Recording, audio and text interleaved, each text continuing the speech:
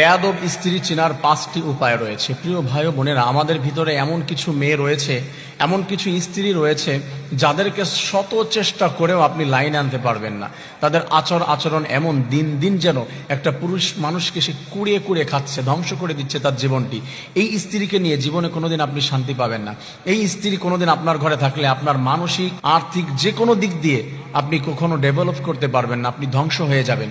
তাদের 5টি চিহ্ন রয়েছে, এগুলো দেখলে আপনি বুঝবেন যে এটা হচ্ছে লাইনচ্যুত বা বেয়াদব মেয়ে। এই মেয়েকে নিয়ে শান্তি হবে না আপনার। তাদের 1 নম্বর গুণ হচ্ছে অপমান, স্বামীকে অপমান করা।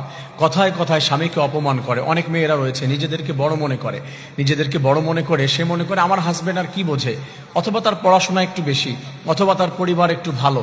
সেক্ষেত্রে ভালো বলতে আর্থিক সাইডে একটু ডেভেলপ তার পরিবার, সে মনে করে যে ও আর কি, ওকে কি সম্মান দিব। এই ধরনের অনেক মেয়েরা রয়েছে, বেয়াদব মেয়ে তারা। 2 নম্বর তাদের যে গুণ রয়েছে সেটা হচ্ছে সিদ্ধান্ত গ্রহণে উপেক্ষা।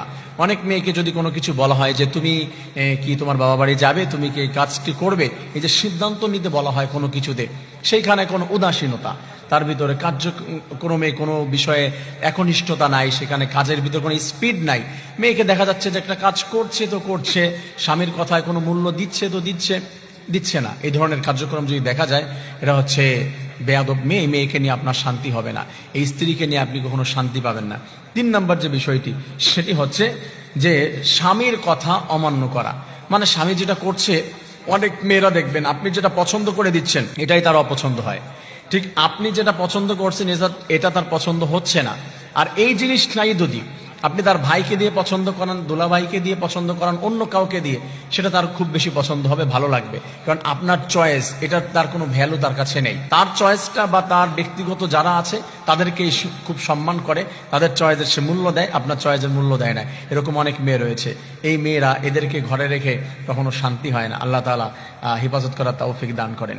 4 নম্বর যে বিষয়টি রয়েছে, দায়িত্ব এড়িয়ে যাওয়া। অনেক মেয়ে রয়েছে, কোনো দায়িত্ব যদি দেওয়া হয়, তাকে কোনো কাজ দেওয়া হয়, সেটা সে সঠিকভাবে করতে চায় না, দায়িত্ব থেকে এড়িয়ে যায়।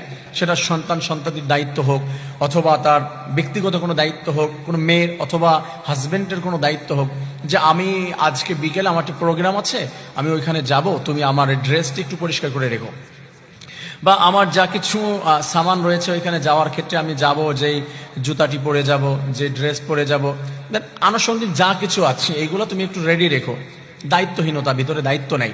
দেখাচ্ছ ওই সময়, ও তুমি বলেছিলে আমার মনে নাই, বা তুমি নিজে করে নিতা। এ ধরনের অনেক মেয়ে রয়েছে। এই মেয়েদেরকে নিয়ে শান্তি খুব কঠিন হয়ে যায়। প্রিয় ভাইয়েরা, মা ও বোনেরা, 5 নম্বর যে বিষয়টি রয়েছে, ব্যক্তিগত সীমা লঙ্ঘন। অনেক মেয়ে রয়েছে যে স্বামীর কথা মানে না। তার যে ব্যক্তিত্ব রয়েছে, স্বামীর ব্যক্তিত্ব, এইগুলাকে নষ্ট করে দিয়ে, ধ্বংস করে দিয়ে, সে দেখা যাচ্ছে স্বামী যেটা বলে সে কথার উল্টা চলে যায়, তার অনুমতি ছাড়া কোনো কাজ করে। অনেক সময় অনেক মেয়েরা রয়েছে, কোনো একটি কাজ করবে যে সে তার স্বামীর অনুমতির প্রয়োজন মনে করে না। যে দূরে কোথাও যাচ্ছে, তার স্বামীর কাছ থেকে অনুমতি নিবে, হাজবেন্ড কি বলে কি না বলে, আরে সে কি বলছে, তার কাছ থেকে কি অনুমতি নিতে হবে। প্রিয় মা ও বোনেরা, মনে রাখবেন, আপনার হাজবেন্ড যদি আপনাকে হজে যেতে, উমরা করতেও নিষেধ করে, সেক্ষেত্রে আপনি উমরা করতেও যান, তাহলেও আপনার এটা জায়েজ হবে না। কারণ এটা নফল ইবাদত, উমরা করা। আপনি উমরা করতে যাচ্ছেন, সেখানেও নিষেধ করে। আপনি যদি নফল রোজা রেখেছেন, নফল রোজা রাখতে যদি আপনার হাজবেন্ড আপনাকে নিষেধ করে, আপনি নফল রোজাটাও রাখতে পারবেন না। এখানে নিষেধাজ্ঞা রয়েছে। আর বেপরদায় কোথাও চলে যাওয়া বা এককভাবে কোথাও চলে যাওয়া, স্বামীর সিদ্ধান্তের বাহিরে চলে যাওয়া বা তার কাছে অনুমতি ছাড়া, এটা তো কখনোই সম্ভব না, ইম্পসিবল ব্যাপার, কোনো অবস্থাতেই সম্ভব না। অনেক মেয়েরা চলে যায়, অনেক মেয়েরা বেপরদায় ঘরে, অথচ আল্লাহ তাআলা কি বলে দিয়েছে, ওয়াকরনা ফি বুয়ুতিকুন্না ওয়ালা তাবাররাজনা তাবাররুজাল জাহিলিয়াতিল উলা। এই মেয়েরা শুনো, জাহিলি যুগের মেয়েদের মতো নিজেদেরকে খোলামেলা ভাবে তোমরা ড্রেস আপ করে চলাফেরা করো না, মানুষের সামনে প্রেজেন্ট করো না।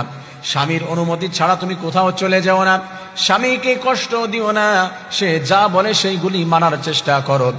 এমন যদি প্রচেষ্টা কোনো মেয়ে করতে পারে, আল্লাহ তাআলা বলেছে, আমার ওই বান্দি অপরাধ যদি করে থাকে, আমার কাছে ক্ষমা চায়, আমি রব্বুল আলামিন আমার বান্দিকে ক্ষমা করে সফলকামী বানিয়ে দিব। আর যদি কোনো মেয়ে লোক স্বামীর কথা না মানে অবাধ্য স্ত্রী হয়ে যায়, আল্লাহ তাআলা বলেছে যতই আমল করুক, যতই ভালো কাজ করুক আমি সমস্ত আমলকে নস্যাৎ করে দিব।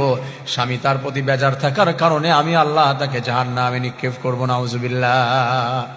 এজন্য প্রিয় ভাই বোনেরা, মনে রাখতে হবে 5টি বিষয় থেকে এড়িয়ে থাকতে হবে, দূরে থাকতে হবে। আর যে 5টি খারাপ গুণগুলি বললাম, এইগুলো যদি কোনো মেয়েদের ভিতরে থাকে, আল্লাহ তাআলা এগুলো দূর করে আমার মা ও বোনকে সুন্দর রাবেয়া বসরির মতো, হযরতে খাদিজা, হযরতে ফাতেমা তাদের মতো চরিত্র গ্রহণ করার তৌফিক দান করেন, আমিন।